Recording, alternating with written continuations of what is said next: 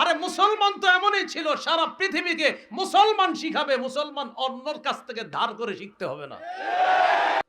শুরা ব্যবস্থা, যারা পরামর্শ করে আমাদেরকে কিছু বলবে আর আমরা এটা সবাই মেনে নিব, এই জাতীয় একটা শূন্যতায় আমরা ভুগতেছি। আমরা মাঝে মাঝে অপেক্ষা করি, এই মনে হয় মুসলমানরা একসাথে হয়ে ফিলিস্তিনের ব্যাপারটা সমাধান করবে। 3 দিন পরে দেখি না, ওই জায়গায় কোনো ঘাপলা ছিল। হ্যাঁ, মানে এই এই এই সমাধান হয়ে গেল হয়ে গেছে মনে হয় না, পরে চিন্তা করে দিন না উদয় এনে ঘটনা অন্য কিছু ঘটে গেছে।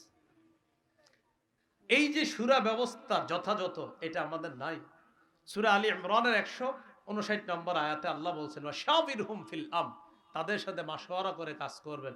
এটা ইসলামী রাষ্ট্র ব্যবস্থা হলে ওই ব্যবস্থাগুলো খুব সুন্দর হয়।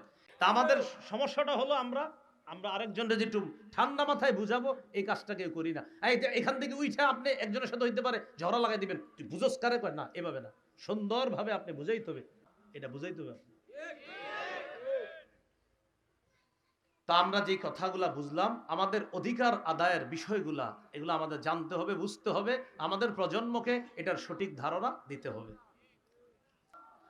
বলেন আমার সাথে, আদর্শ যোগ্য নেতৃত্বের অভাব। আমরা নেতৃত্ব শূন্যতায় ভুগতেছি।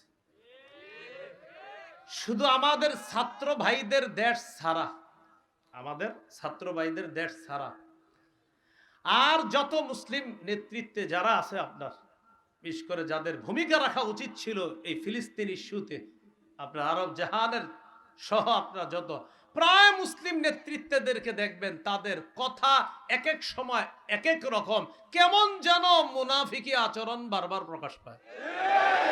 এই একটা সংকটে আমরা ভুগতেছি। এটা আমাদের অধপতনের 6 নম্বর কারণ। অথচ উচিত ছিল তাদের 4টা কাজ বাস্তবায়নে কঠিন গুরুত্ব দেওয়া, যেটা সূরা হজের 41 নম্বর আয়াতে আল্লাহ বলছে ইসলামী রাষ্ট্র ব্যবস্থার মূল মৌলিক প্রধান কাজ হবে 4টা।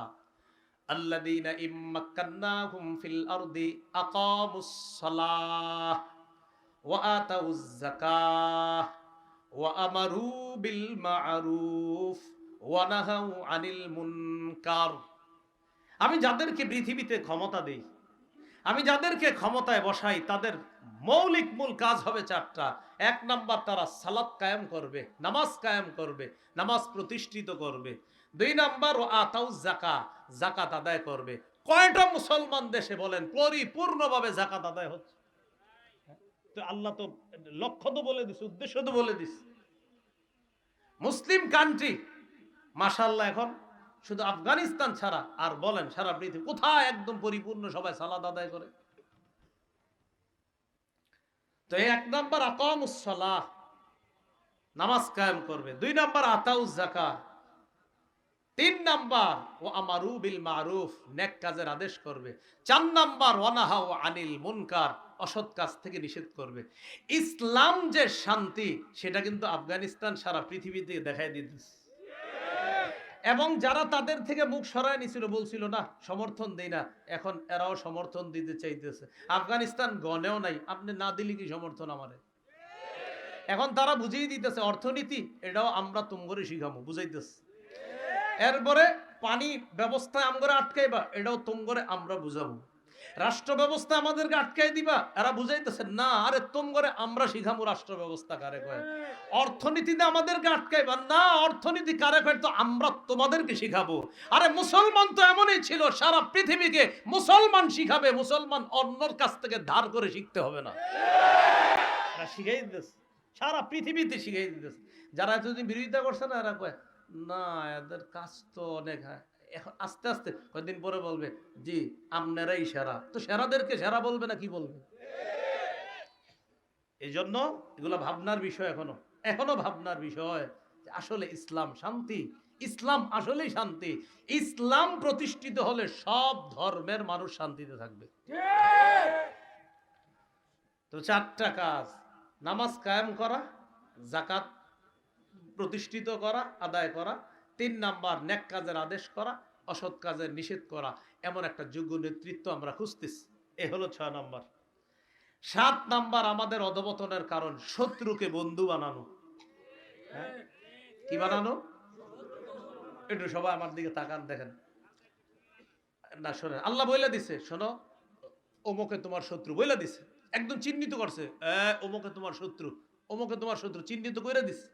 একটা যদি এরকম হইতো যে আল্লাহ বইলা দেয় নাকি, বইলা দিছে অমুকে, তো এরপর আমি বলতেছি না হ্যাঁ আমার বন্ধু, তো লাভ হইব কি? আল্লাহ বইলা দিছে অমুকে শত্রু, আমি বলতেছি না বন্ধু, তো কি হইল? সূরা মাইদার 51 নম্বর আয়াতে আল্লাহ বলেন, ইয়া আইয়ুহাল্লাযীনা আমানু লা তাত্তাখিযুল ইয়াহুদা ওয়ান নাসারা আউলিয়া। হে ঈমানদারগণ, তোমরা ইহুদি খ্রিস্টানদেরকে অভিভাবক রূপে গ্রহণ করবা না, বন্ধু রূপে গ্রহণ করবা না। অভিভাবক রূপে বললে চমৎকার ব্যাখ্যা হয়। ইহুদি খ্রিস্টানদেরকে যদি অভিভাবক বানাও, এরা অভিভাবক সাইজা তোমাদের উপরে যত আকাম আছে সব চাপাবে। যদি অভিভাবক বানাও, কি বানাও? অভিভাবক। দেখবেন আমার একটা আলোচনা আছে রমজানের আগে, যে ওই যে ইয়ানি আপনার কি জানি গেল 31st নাইট, এটারে কেন্দ্র করে একটা আলোচনা করেছিলাম যে এদেরকে অভিভাবক বানাইলে আমাদের ক্ষতি কি কি, সেখানে 10টা আলোচনা করেছিলাম। সম্ভবত আপনাদের কিশোরগঞ্জের কোথাও বয়ানটা করেছি, এটা দেখছে অনেকে, আলোচনাটা আছে। তো ওখানে আলোচনা করেছিলাম এদেরকে বন্ধু বানানোর আমাদের কি কি ক্ষতি, একদম কোরআন সুন্নাহ থেকে প্রমাণ করেছি যে আমাদের এই ক্ষতি আমাদের উপর চাপাই দিছে না। করিমগঞ্জ, আচ্ছা। তো এই হলো আপনার 7 নাম্বার, যাদেরকে শত্রু হিসাবে চিনাই দিছে আল্লাহ, আমরা কই বন্ধু। বলেন আটো সাটো ছোটখাটো পোশাক পরা, এগুলাই মুসলিম মেয়েদের কালচার? যারে বন্ধু বানাইছেন হেরা চাপাই দিছে না, ওইগুলো পরো, পইরা বলবা এটা আমার ব্যক্তি স্বাধীনতা, শিখাই দিছে। আপনি হাঁটুর উপরে প্যান্ট পরবেন, প্যান্ট পরার পর রাস্তায় হাঁটবেন, আপনি ইমাম সাহেব বলবে হেই মিয়া তোমার বয়স 25 বছর, এটা কি পড়ছো? হুজুর এটা আমার ব্যক্তি স্বাধীনতা। এটা কে শিখাইছে? বন্ধুরা শিখাই দিছে। কিছু কইলেই কইবা ব্যক্তি স্বাধীনতা। আল্লাহ আমাদেরকে বোঝার তৌফিক দান করেন। তাহলে 7 নাম্বার, শত্রুকে বন্ধু বানাইছে। অধপতনের এই হলো 7 নাম্বার কারণ। আমাদের অধপতনের 8 নাম্বার কারণ, যথাযথ মুসলমানদের একটা যথাযথ সুরা ব্যবস্থা না থাকা। সুরা ব্যবস্থা, যারা পরামর্শ করে আমাদেরকে কিছু বলবে আর আমরা এটা সবাই মেনে নিব, এই জাতীয় একটা শূন্যতায় আমরা ভুগতেছি। আমরা মাঝে মাঝে অপেক্ষা করি, এই মনে হয় মুসলমানরা একসাথে হয়ে ফিলিস্তিনের ব্যাপারটা সমাধান করবে, 3 দিন পরে দেখি না ওই জায়গায় কোনো ঘাপলা ছিল। হ্যাঁ, মনে এই এই এই সমাধান হয়ে গেল হয়ে গেছে মনে হয় না, পরে চিন্তা করে দিন না হুদাই এনে ঘটনা অন্য কিছু ঘটে গেছে। এই যে সূরা ব্যবস্থা যথাযথ, এটা আমাদের নাই। সূরা আলী ইমরানের 159 নম্বর আয়াতে আল্লাহ বলছেন ওয়াশাবিরহুম ফিল আমর, তাদের সাথে মাশওয়ারা করে কাজ করবেন। এটা ইসলামী রাষ্ট্র ব্যবস্থা হলে ওই ব্যবস্থাগুলো খুব সুন্দর হয়।